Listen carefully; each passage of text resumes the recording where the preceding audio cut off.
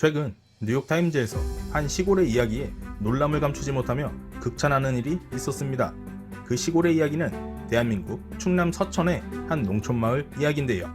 여기에 전 세계 어디서도 보지 못한 대한민국에만 있는 교통수단이 있다고 전해졌습니다.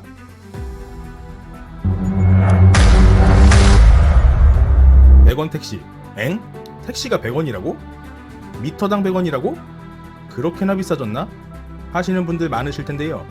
충남 서천에서 대중교통 탑승에 어려움을 겪는 오지 지역 주민들의 교통 불편을 해소하기 위해서 시행한 택시 제도입니다. 시내와 왕래가 적은 시골 지역에 살고 계신 분들이거나 시골에 놀러 가보신 분들은 아실 텐데요.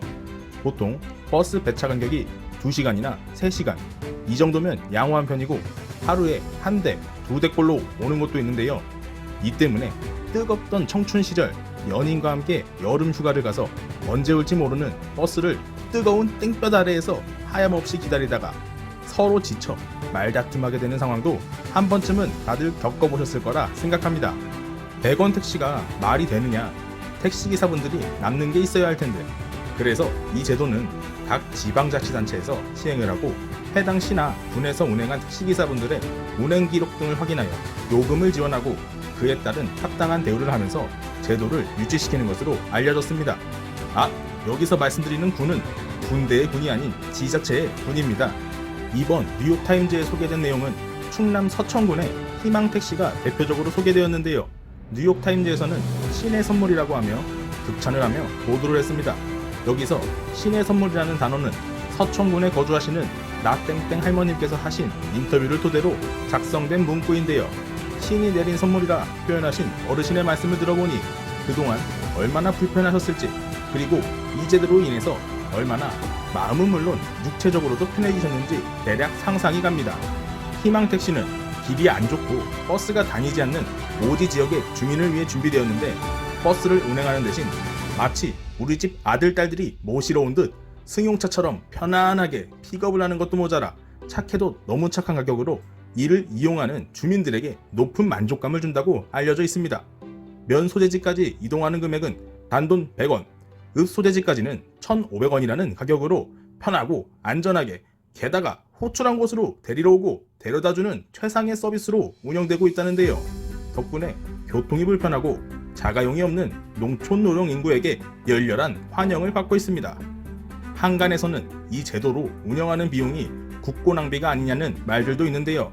실제 서천군에서 직접 운행하며 확인한 결과 버스 미운행 지역에 버스를 새로 배차하려면 최소한 버스가 2대 이상이 더 필요하고 해마다 2억 5천의 유지 비용이 발생한다고 했습니다. 하지만 희망택시를 운영하게 되면 1년에 6천만 원 정도의 유지 비용이 발생한다고 예측하였고, 이에 따라 버스 대신 택시로 운행하는 것이 실질적으로 국고나 지자체 재정에도 큰 도움이 된다고 했습니다. 이 훌륭한 제도에 대해서 예전부터 국내에서 원조 논란이 나왔는데요. 먼저 시도해본 지자체나 정책상으로 도입이 가능하게 한 지자체나 모두 너무 훌륭한 일을 하셨다고 먼저 말씀드리고 싶습니다. 이렇게 좋은 제도는 누가 먼저 했다, 나중에 했다 하면서 왈가왈부하는 것은 중요한 게 아니라는 생각입니다. 여러 댓글에서도 확인 가능하듯이 많은 한국의 네티즌 분들도 이러한 말씀들을 많이 하셔서 정말 공감했습니다. 좋은 제도인데 누가 먼저 했다면서 하는 건 옳지 않습니다. 실제로 서천군의 희망택시 제도가 성공 후 각 지방 지자체에서도 도입하여 행복택시, 효도택시 등 공공형 택시가 여러 이름으로 명칭되어 전국 79개 군에서 운행 중이라고 합니다. 이 정도의 파급력이면 정말 농촌교통의 대혁명을 불러일으켰는데요. 이러한 상황들을 보고 뉴욕타임즈는 대한민국의 농촌 대중교통 성공 사례를 다른 나라에서도 참고할 필요가 있다고 말했습니다. 시행 후 실질적인 긍정적 측면이 너무 많은데요. 첫째, 어르신들이 몸이 안 좋을 때 기존에는 읍내나 시내에 있는 병원까지 가는데 어려움이 많아서 치료 시기를 놓치는 경우가 많았는데 이 제도가 도입된 후 적절한 시기에 진료를 받을 수 있어 삶의 질이 향상되었다고 합니다. 둘째, 그 덕분에 농촌 지역의 작은 병원들도 덩달아 많은 환자들을 받게 되어 더욱 질 높은 의료 서비스를 제공할 수 있다는 장점이 있다는 것입니다. 셋째, 게다가 이전보다 많아진 유동인구도 전통시장까지 활성화된다는 점까지 있다고 하니 이로운 제도로 평가되는 것은 정말 당연한 것이네요. 또 다른 순기능으로는 실제 지역에서 택시를 운전하시는 기사님들은 주에 여러 번 운전을 하다 보니 마을 어르신들에 대해서도 잘 알고 있고, 이 때문에 일주 이상 장기간 이용을 안 하시게 되면 혹시나 건강에 문제가 생긴 거 아닐까 걱정하여 추가적인 조치도 취할 수 있다고 했습니다.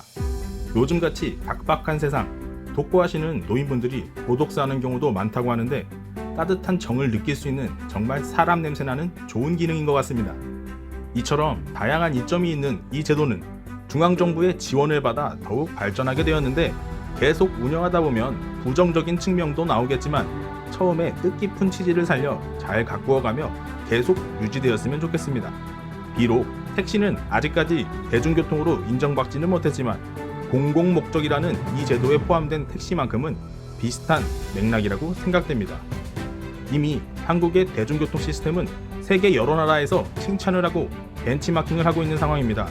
정말 너무 편하고 경제적인 버스 환승 체계, 갈아타기만 잘하면 막힘없이 빠르게 이동 가능한 지하철까지. 게다가 한국의 대중교통은 다른 나라와 비교하여 깨끗한 걸로도 유명한데요. 모두 국민과 국가에서 잘 관리한 덕분이라고 생각합니다. 앞으로도 대중교통 서비스를 잘 정비하여 지금보다 더 쾌적하고 편안하게 운영되었으면 좋겠습니다. 대중교통은 노선이나 제도 등 잘못 정비하게 되면 대중교통이 아닌 대중고통이 되니까요. 지금 대한민국은 수도권 및 대도시로의 인구 이동으로 인해 기존의 농촌들은 매년 빠르게 슬럼화가 되고 있습니다. 실제로 도시에 거주하는 시민들은 이러한 농촌의 불편을 체감할 수 없었고, 저는 물론 이러한 제도가 시행되고 있는지도 모르는 분들이 대다수일 것입니다. 이렇게 좋은 제도를 시행하고 있는 대한민국의 각 지자체들과 이런 좋은 소식을 보도하여 한국은 물론 전 세계에 널리 알려준 뉴욕타임즈에게도 정말 감사합니다. 이미 여러 방면에서 세계의 이목을 받고 있는 대한민국.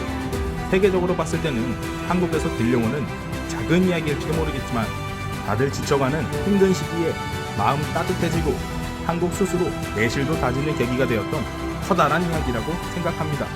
하루빨리 코로나가 마무리되어 다시 사람 사는 냄새로 가득 찬 대한민국이 되었으면 좋겠습니다. 이상 한국달팽이였습니다. 오늘도 시청해주셔서 감사합니다. 모두 행복한 일만 가득하시길 진심으로 바라겠습니다. 구독과 좋아요로 힘을 주세요.